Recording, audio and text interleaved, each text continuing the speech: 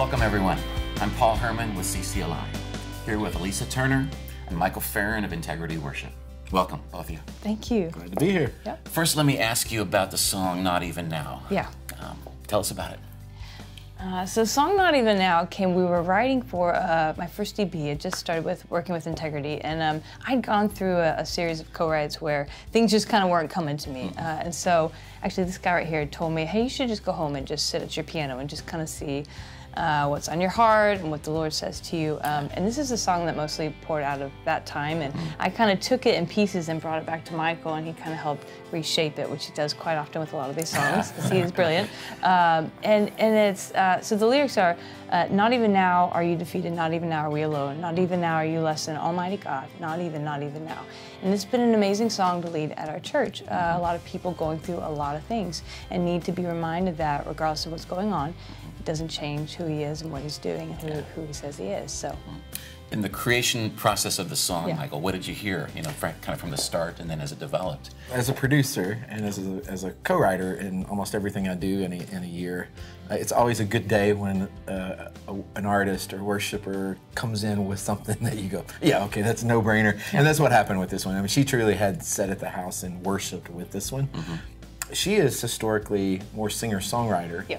And so basically all I did was kind of take this beautiful singer-songwriter on the piano moment and start rubbing off the edges to make it more congregational. Yeah. I knew it had a thing in it that our church would sing. Yeah. And so that was, she walked in with the bulk of that, and the heart and cry of that is still very much there. If I brought anything, it was just the congregational aspect of it. But it's always brings a smile on my face when they throw something like, when she walked in and sings that chorus, you're like, yeah, okay, I'll gladly jump in on that one. So. Nice. How about another song, Safe? Tell me about that one. Safe is such a personal song for me, but it's been so cool to see how it's affected so many people. So, real briefly, my life been through a lot of loss and a lot of illness, and particularly I've been battling Lyme disease for a real long time. And a lot of pain has come with battling that. And so it's been, that was kind of written during a season, unfortunately I'm still kind of in right now.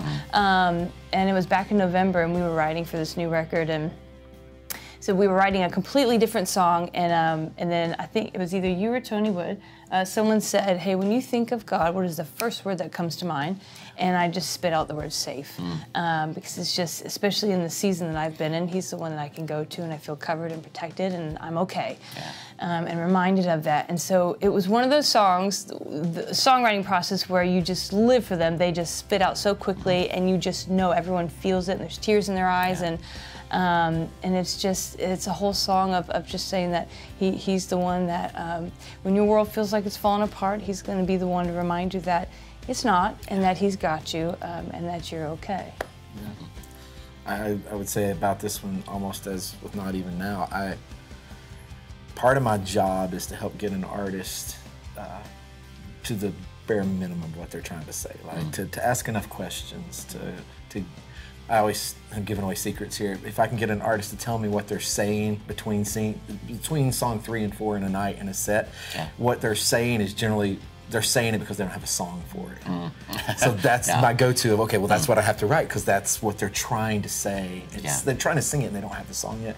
And it was kind of that thing with her. And it may have been Tony who said, you know, right now, when you think of God, she said, without missing a beat, she said, safe. Well, I've done this long enough to know, okay, that's all we can write right now. And we totally bailed on another song that was 3/4 of the way done, that we'd been working on for hours, and that song fell out in 45 minutes. And so it's meant a lot to her, and as you said, a lot of other people. Some of the emails that she has forwarded us, just last week, I mean, just stuff that people don't realize, that writing songs and carrying those songs, what you guys do, it is a real life-saving thing we do, and that sounds crazy, but when you get an email that says, I went online finding a way to end my life and ended up on a YouTube channel that had that song on it, and I stopped everything. A song written in 45 minutes arrested someone in a moment. It's a big deal, and that's what that song has done. So it was crazy. Songs are that powerful, especially when God breathes on them in certain situations. Incredible. wanted to ask about another song, Okay. Only My Jesus. Tell us Oh my about that Jesus. one. That was a fun one to write. So I wrote that with Michael Yeah. and Leslie Jordan. And we had a really good time. I think for the first hour or so we just chit-chatted, and that's how many of our writes. No. For the first hour, Leslie and Alisa chit-chatted. Okay, Leslie and I chit-chatted. I sat in the she corner. and I hit it off pretty well. We've become pretty good friends ever since. Let's be truthful. But we really, all three, just wanted to write, not over thought or over production or over anything. We just wanted to write something very simple and from the heart, hymn-like kind of a song for the church, just grab onto and sing, and just saying that only He is, it's just that constant reminder of that only He is the one that can really pull you through the things you're going through. Only He is the one worthy of your praise. Only He is the one that we seek day after day after day. It's only Him always, only Jesus. So. I'm a sucker for anything I can put a mandolin in. So, I mean, it was pretty, a win-win. Yeah. So that song was my favorite to produce. I say my favorite. It was one of my favorite to produce. You steel guitar in it? Yeah, I played. Okay, yeah. So this is me also telling on myself. That track in particular, it was one of those tracks where I found, just because of production schedules and stuff, I found myself having to pull off stuff I normally don't pull off, like dobro, and even played the mandolin parts, and that's not what I do, but somehow we did it. And so needed it. It was so beautiful. Fun to produce that one. So I think it's it's definitely the hymn on your project. Yeah. So it's one of the next ones we'll introduce at our church quick. So. Michael, while I have the chance, let me ask about Let It Rain. Let's go back there. We're going way back. Yeah, just some of your thoughts. Wow, I don't know how far to go back with it, other than to say there's not a week that goes by that I'm not somehow yet again, 18 years later, somehow overwhelmed with what God has done with that crazy 7-word song. Most people, if they know anything about the song and know anything about me, I've told the story a lot, but a song that was written just as a sheer spontaneous overflow in the middle of the night with 200 teenagers, all of them laying on their face in our hometown. What was supposed to be a lock-in, with pizza and everything else. We had a time of worship, and I can't overstate it. The presence of the Lord showed up in such an amazing way that it's one of those times where it silences the room. And teenagers, without anybody telling them to, begin to lay on the floor. And the early form of Pocket Full of Rocks, even, David Rollins on the drums. And I remember we all laid on our face, and when the band lays on their face, God showed up. Yeah. And I laid on my face, and when I stood back up, all I knew to sing over those kids was that chorus. And I just began to sing it, and it kept singing, and the kids stood up and began to sing it with us. And that's how the song was birthed. And then we sung it for a very, very long time that night. And then we did it again the next week and the next week. And other churches started singing it. And I'm just a worship pastor with my best friends in a band leading worship at our churches in Northeast Texas. And we start leading that song as we go out and do things, and led that song at an event called The Call. And Michael W. Smith heard it. He was in the audience. I never spoke to him. And a year later, it was on his album. And I say all that to say to maybe songwriters who are eventually maybe watching this, I've just learned through 20 years of writing songs that it's not about your level of craft in a song, though we are called to be great craftsmen of songs, and I'm passionate about that. At the end of the day, I've just discovered that God will give anybody who loves His people a lot what they need to lead them with. And in that moment, I needed that. Yeah. He dropped it. And thankfully, many moments through the years, He's been so faithful. He will give whoever's standing there trying to love His people well the songs they need to do that. And so I say it at conferences that I teach at. The average worship pastor in a church in the backside of nowhere has a better chance of writing the next shout to the Lord than any songwriter here on Music Row in Nashville. Because they're standing in the prime place where people actually need to hear those songs from heaven. God's going to give them to you. And so I'm super passionate about releasing worship pastors to chase songs. And I had to compete with Nashville. And I love Nashville. I live here, and I love the writers on Music Row. But God's going to give those worship pastors in those churches the songs they need. And I'm living proof of it. I am not the best songwriter. I happen to be standing in places where I at least loved people and needed songs, and God met us there. So that's literally, I wish the story of Let It Rain was more fabulous of, oh, I sat down with 10 hit writers, but it actually is way more, I think, impacting to know that nobody could dream that up. If I'd have turned that into a publisher, they would have laughed at me. It would have never got pitched. Nobody would have pitched that song.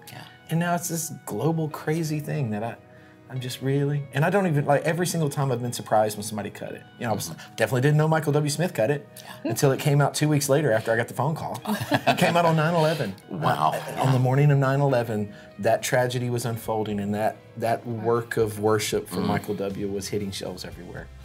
And you know, the artists who've cut it through the years, I've always been shocked and surprised. I've not one time ever known beforehand who was about to cut it. From Michael to Jesus Culture, I've never known who was going to cut it. And I'm just grateful. I'm humbled by it all the time. Yeah.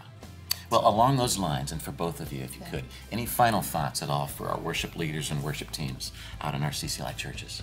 So I've not been leading worship as long as this guy. That's because I'm older. Not to say you're old. I'm not trying to say you're old. She says it all the time. So. No, I do. I came from I love to worship the Lord, but as far as standing in front of the church and leading my church and writing songs for the church, it's been the past couple of years, and it's been just a beautiful journey. And it's taken me just saying, oh my gosh, okay, I'm nervous. I don't know how to do this, but the Lord asked me to do this, so I just keep saying yes, and I keep showing up, and He just gives me whatever I need.